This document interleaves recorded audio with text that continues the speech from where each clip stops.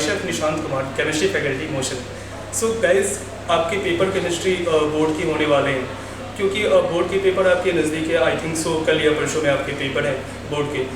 तो केमिस्ट्री एक scoring subject होता है, और स्कोरिंग सब्जेक्ट को और भी स्कोरिंग बनाने के लिए, बेहतर बनाने के लिए हमें कुछ पॉइंट्स पे ज़्यादा फोकस करने होते हैं, क्योंकि इस पॉइंट्स को बेसिकली हम क्लास में भी ऑलरेडी बहुत बार हमने डिस्कस किया हुआ है, लेकिन फिर भी लास्ट मोमेंट पे अगर कुछ पॉइंट्स हमारे माइंड में रहते हैं तो वो वर्कआउट होता है। सो मैं बेसिकली आपका ज़्यादा टाइम नहीं लेने वाला हूँ, बिकॉज आपके पेपर भी हैं, आप प्रिपरेशन पे भी ज़्यादा फोकस कर रहे हो। तो आपको जैसे पता है कि लाइक केमिस्ट्री में 3 पार्ट है हमारे, फिजिकल है, इनऑर्गेनिक है और ऑर्गेनिक सेक्शन है। सबसे पहले हम फिजिकल सेक्शन को उठाते हैं। फिजिकल सेक्शन में आपने जैसे रिवीजन करना स्टार्ट किया होगा, तो the first chapter that comes in a picture is solutions होंगे जो आपको ईजी लगे होंगे। देन आपने chemical kinetics, electrochemistry and solid state, and then आपका थ्योरेटिकल चैप्टर इसी फिजिकल में आएंगे आपकी सरफेस केमिस्ट्री।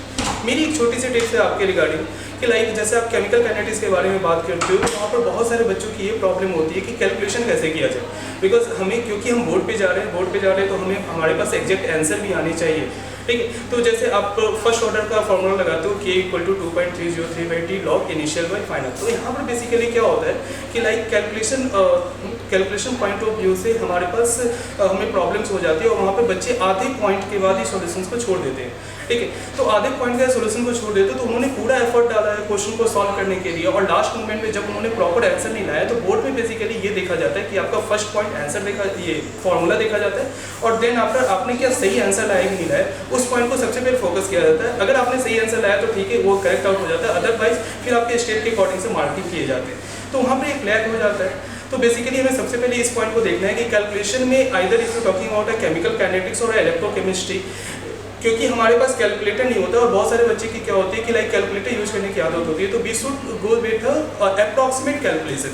जैसे something like if you talking about electrochemistry, तो इलेक्ट्रोकेमिस्ट्री में 2.303 समथिंग लाइक इनटू r 8.314, तो यहाँ पे जो कैलकुलेशन हमें करनी होती है, तो यहाँ पे कैलकुलेशन के लिए बेसिकली आपको एक वैल्यू आपको याद कर लेना होगा, 2.303 into r that is 8.314 that is equal to 19 point something like that.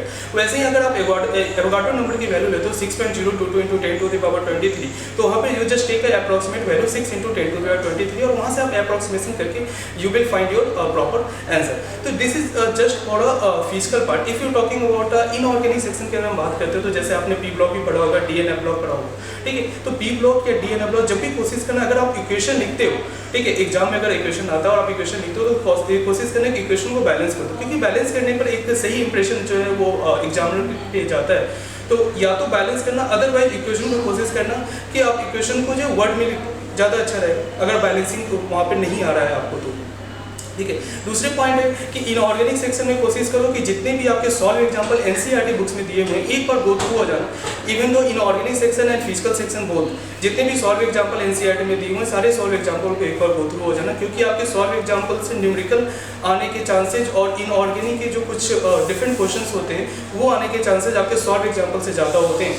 तो कोशिश करना उनके सॉल्व एग्जांपल एक बार रात में, लाइक एक बार जब रिवीजन करने के मोड पे जाओ तो उस समय देख लो। If you talking about organic section, अगर हम ऑर्गेनिक सेक्शन की बात करते हैं, क्योंकि ऑलरेडी आप लोगों ने लास्ट के 4 चैप्टर जो है biomolecules, polymers, chemistry, everyday life and amines, अगर इनको आपने नॉर्मली अगर देख लिया होगा, ठीक है, तो इनके बाद जो हमारे जो चैप्टर्स बचते हैं, इनमें आप बेसिकली कोशिश करना जितने भी नेम रिएक्शन आपके एनसीईआरटी बुक में वगैरह में दिए हुए, बेसिकली आपने नेम रिएक्शन देखे हुए, उन नेम रिएक्शन को ज़्यादा फोकस करना, ठीक है। लास्ट मूवमेंट में एक बार नेम रिएक्शन को गो थ्रू हो जाना, क्योंकि आपके नेम रिएक्शन डेफिनेटली आएंगे, और नेम रिएक्शन कम से कम 2 से 3 नेम रिएक्शन आपके पास आएंगे।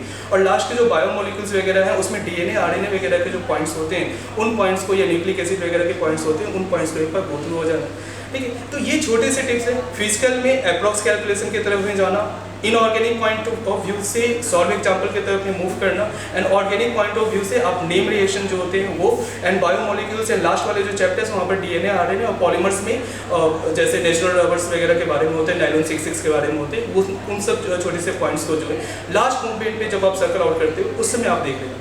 So this is all from my side. So good luck to all of you, and I hope you all guys scored 95+ in a chemistry. So bye.